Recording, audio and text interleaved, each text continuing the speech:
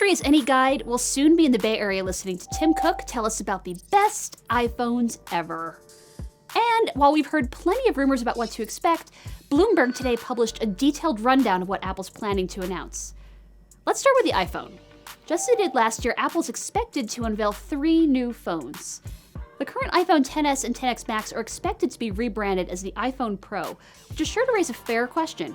What makes a phone Pro anyway?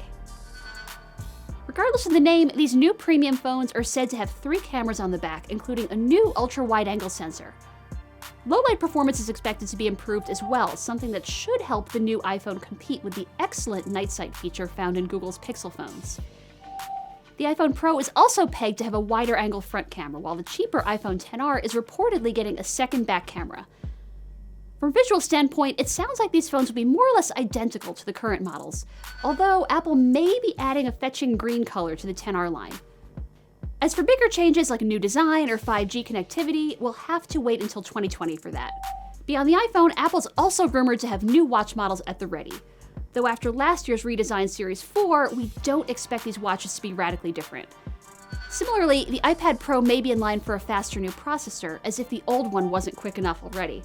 Meanwhile, the entry-level iPad might get a bigger 10.2-inch screen.